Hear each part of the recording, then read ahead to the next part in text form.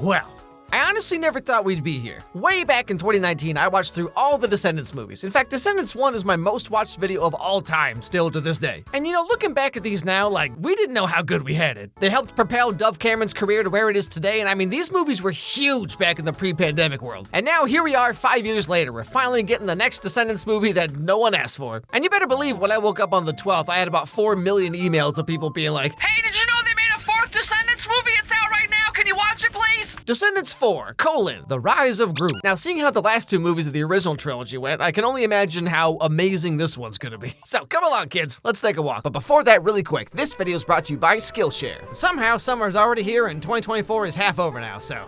yeah, I'm not having an existential crisis, why would you say that? In between all the usual summer activities like going to music festivals and staying in dirty tents for 4 days, which is a thing people pay to do for fun, apparently. What better time to get started finally learning that thing you always wanted to learn than right now? Golly gee, I sure wish I could learn how to draw and animate. Well, Skillshare has a whole learning path just for people like you. But Alex, how do I know where to start and where to go from there? I'm so glad you asked that question, conveniently. Well, Skillshare has the answer to all of this with what they call learning paths. Learning paths are where they've bundled several classes together all on the same topic to cover first starting out as a novice and then going all the way to professional skill level and everything in between. Let's say you're thinking about opening an Etsy store. On the learning path, they teach you how to even start thinking about your shop, then how to build it, how to take photos for whatever you're selling, and now suddenly you've got an Etsy store that's better than like 90% of all the other ones. And when I say Skillshare has almost any topic, I'm not kidding, okay? Here's just a few of the categories they have. Photography, graphic design, music, cooking, business, marketing, YouTubing. Like literally almost anything you could want to learn, it's here. So if this sounds interesting to you, guess what? The first 500 people who become Skillshare members using my link will get their first membership month completely free. You can do both of these learning paths I just mentioned completely free. You literally have nothing to lose. So click my link down below and get creative today. Okay, back to the show. The movie starts out with a little refresher about the world of Auradon and how Beauty and the Beast united all the kingdoms and tossed out the villains, but then Mal and friends came in and showed everyone that friendship is like so cool, you guys. This is Auradon, the kingdom where all your favorite fairy tales are true. I helped Mal and Ben free the Isle, and now that they're on the throne, things are a lot more fair around here. But they're sailing off with Jay and Evie on a new adventure. Yeah, come on, guys. Dove Cameron's way too busy for this Disney Channel garbage, okay? She's got that hot new Pirate Buff Girls TV show coming out any day now. And guess who they left in charge while they're gone? Well, probably you, based on context clues. So now that all the main characters from the first movies couldn't be bothered to show up, Uma is left in charge of Auradon High School. Her qualifications for this, of course, is that she's Mal's friend. But don't get used to her, okay? Because she has a total of about 8 minutes of screen time this whole movie. My first order of business will be making sure kids from all the kingdoms are welcome to attend AP. Oh, well, that's already our school policy. Even Wonderland. Wonderland? No. Oh, no. If only Queen Mal and King Ben were here. Oh boy, yeah, if Mal was here, she'd just cheekbone her way right into people's hearts. Now, as we explore the deep lore of Descendants, we find out that the Kingdom of Wonderland refused to join the Alliance way back when, so they've just been operating as like an independent city-state for all these years. But Uma thinks it's about time to reach across the aisle and extend a hand of friendship or some such thing. I used to hate Mal. I'm sure you've heard. But you know what happened? We reconciled. We saw the goodness in each other. They gave all villains a second chance. It's time Wonderland got one too. It's what Carlos would have wanted. Now, this little part here is actually pretty touching and is quite literally the only good thing in this movie. And so Uma and the fairy godmother send an invitation off to Wonderland. Then we flash sideways over to said land of wonder and meet our new characters. There's only one person who dares to resist the Queen's orders. And that's her very own daughter, Princess Red. I'm a rebel, I'm a menace, I'm a one-girl riot. Okay, all right, we're just getting right to it, aren't we? So this is Red, which is apparently her name, actually. And she's the daughter of the Queen of Hearts. And as this intro song tells us, the Queen is very mean and ruthless and cuts off people's heads and, you know, you get the idea. And her daughter is fed up with having this mom who tells her what to do all the time, doesn't let her do whatever she wants. Anyway, so during this song, Red vandalizes the castle because this is her way of lashing out and dealing with her feelings, because she hasn't quite gotten to the cutting my own bangs level yet, so things aren't that bad. But she does have a nose ring, okay, so slippery slope, am I right? But before she gets caught by the guards, she gets picked up by a giant robot hand, as one does.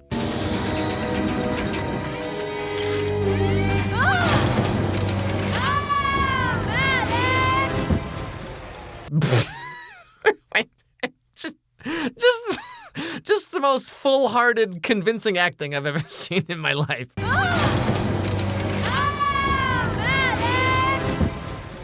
Also, I love how she falls about 200 feet and lands just so daintily on this couch. Those guards could have dragged you to the dungeon, Red. What on earth were you thinking? That my mom's portrait could use a little touch-up. Yeah, so this is the Mad Hatter, who's also like a steampunk Jules Verne inventor of sorts, and he has something real big he just finished like 5 minutes ago. And I don't want to be queen. I want to be in charge of my own life. But what I want doesn't matter to her. I wasn't going to show you this until you were a little older. Oh, come on, let me see. How bad could it be?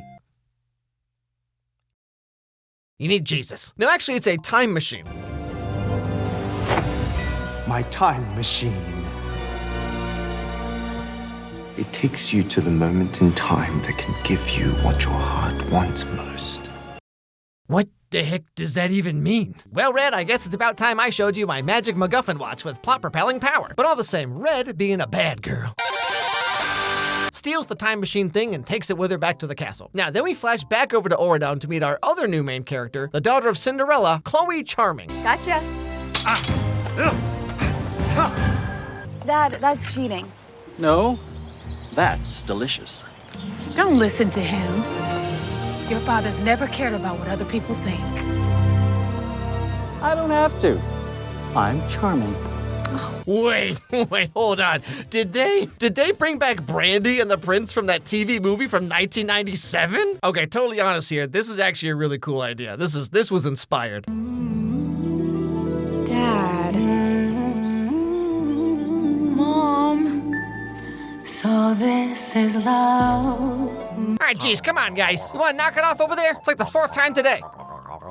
Like, seriously, how am I an only child? And, like, just a quick aside here for a second, but, like, this part of the Wikipedia for the Brandy Cinderella movie I thought was interesting. The decision to use a colorblind casting approach originated among the producers to reflect how society had evolved by the 1990s. And somehow, at the time, no one pretended to be upset by this because you couldn't make money doing that yet. We fell in love at Castle Cumming. Yeah, I know. You tell me every time. And I know you guys have a healthy relationship and all, but come on.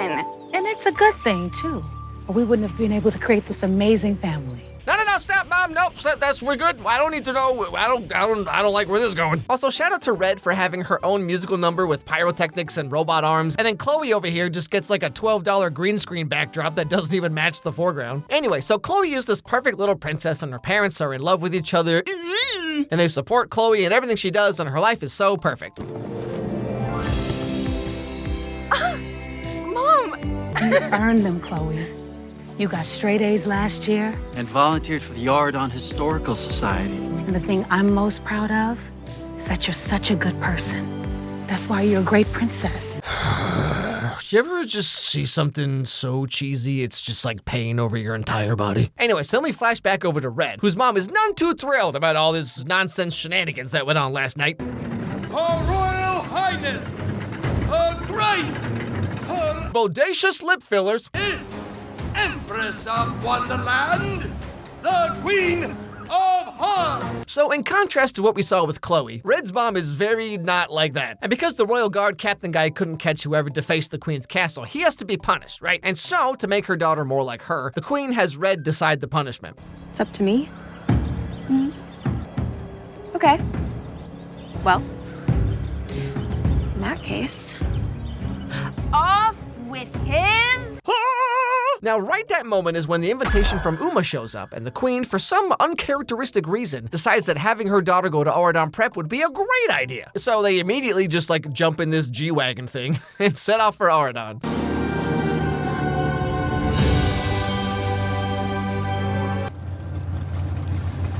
Oh, Red. I thought I told you to put on something respectable. Shut up, Mom! You don't know me! Do you have any idea how hard it is to pretend to be socially and economically relatable all the time? Trying to rap about growing up in the streets and then going home and eating brand name Little Debbie snacks? My whole life is a lie, Mom! Also, like, this wig is holding on for dear life. Now, today is also Chloe's first day of school, so she and Red finally get to meet for the first time. Hi. I'm Chloe Charming. You must be Princess Red of Wonderland. I've always wondered what it's like over there. Bridget, I didn't expect to see you here. Hello. It's your Royal Highness now. Yeah, me too, my dude. That's like the whole point of this movie. Now, so what we come to find out is that Cinderella and Bridget, which is her name, by the way, used to be best friends back in high school, but then someone pulled a prank on Bridget, and since that moment, she's hated everyone. So then we get to the welcoming ceremony, and here Uma comes out and does a remix of her classic number from the second movie, and Red's over here like, whoa, a school principal who's not a total square? If she turns a chair around and sits in it backwards, I'm all in. But just as things are about to get going, Red's mom has a little something to say. Mom, what are you doing? I'm playing my favorite game.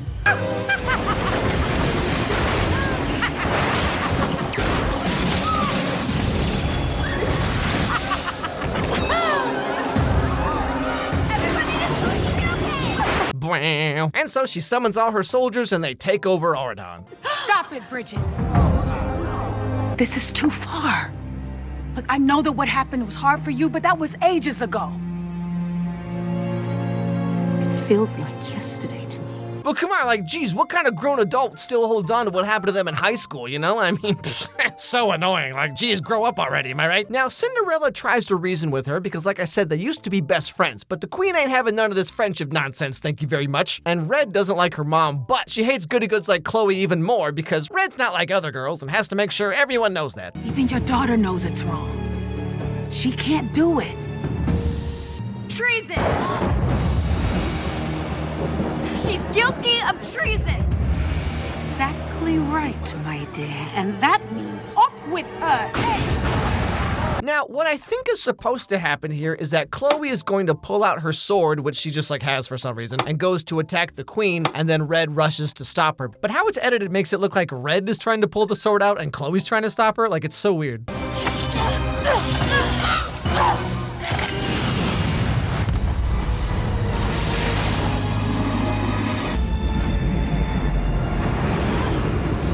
Yeah, so they accidentally push the time machine button and they get sent back to this weird version of Auradon High School where the colors are all slightly muted and there's a young fairy godmother who's like bad at magic. Bippity. Boppity. Bip. And the only person who says bippity boppity boo is fairy godmother.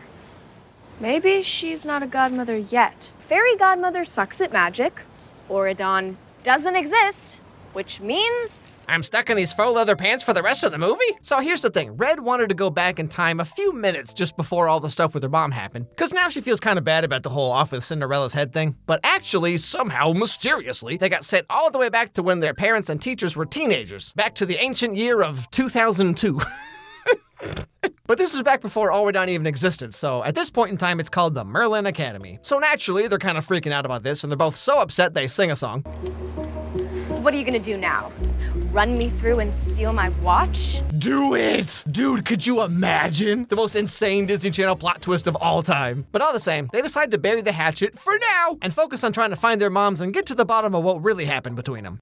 Let me ask you something. Why should I trust you? Your mom just staged a violent coup. For all I know, you're gonna stab me in the back too. Oh yeah, well, your mom's brother is Ray J, okay, so... yeah. Now, long story short here, they find their moms in alchemy class, and Cinderella's pretty much who you'd think she'd be. She's this poor, no-nonsense girl who isn't afraid to get her hands dirty. But Red's mom is a little bit different than what she was expecting. I love your outfit, by the way. How many kids were at your old school? One. I was homeschooled too. Oh, trust me, we can tell. Also, wait a minute, you've been American this whole time? So then Bridget sings a song about how she loves being happy and she loves pink and friendship is cool or whatever. But then the evil villain kids show up in just the most Disney Channel way you could imagine.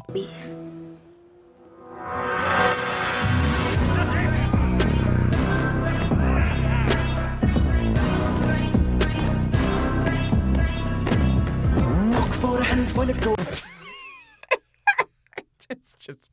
this is like the least intimidating thing I've ever seen. But yeah, so this is where they introduce like a million new characters who do literally nothing the rest of the movie. You have Captain Hook, Hades, Maleficent, this guy, and Ursula's sister, Uliana, because, you know, they got some of them quirky alliteration parents. We also get to meet a young version of Chloe's dad, Prince Charming. You're the new girls, right? I'm Charming. That's debatable. And you guys picked the right time to show up because it's Castle Coming week. No thanks. Well, if you happen to change your mind. Sir, what was that? But whatever, anyway, so Bridget has these magic cupcakes with flamingo feathers that, when eaten, make you turn like a little pink for a while. But Uliana steals all the feathers and eats them all at once because she can like totally hang, you know what I mean?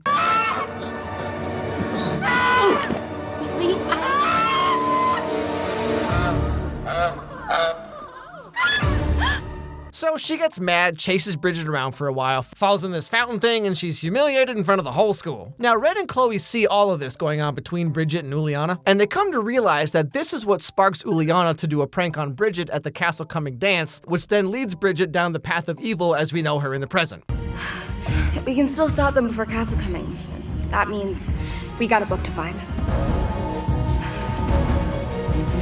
And at this point, there's about 20 minutes left of this movie. They spend so much time setting up how Red hates her mom and Chloe's a good little goody princess, and then right when the movie actually finally gets going, it's already over. So, short story even shorter, Uliana's gonna steal this magic cookbook from wherever it is and use it to make some kind of something that Bridget will eat and turn into a hideous, horrible monster. Which, like, Uliana herself is already half octopus, so, like, I don't think anybody would actually care. But hey, it's not my movie. So Red and Chloe go to talk to Bridget to see if she knows anything about this book that Uliana's looking for. Is that the looking glass?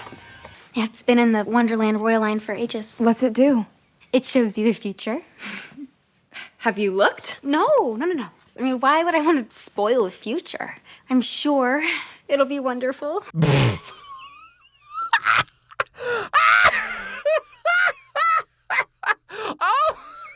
Oh, Bridget! Oh, if you only knew!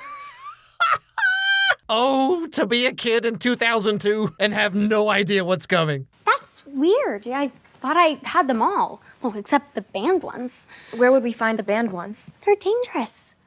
That's why Principal Merlin locked them up in his office and enchanted them so no troublemakers can get their hands on them. Thusly, Red and Chloe break into Merlin's office to get the book first. And they fight off his magic traps and do a couple backflips, because of course they do. And they finally get the book, or so they think. Wow. What a performance! I'll be taking that! What kind of mischief you got for me?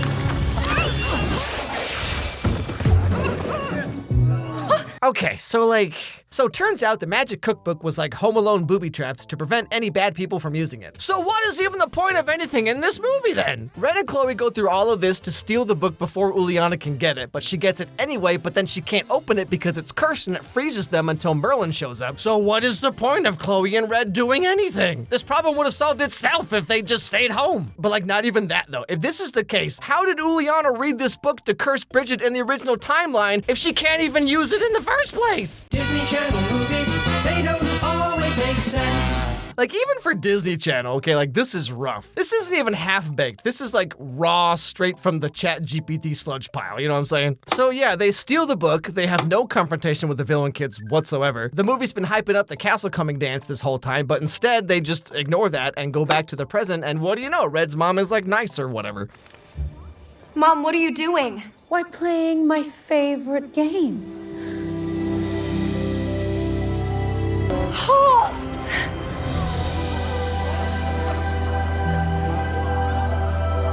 And so now Red gets to meet her new mom, I guess.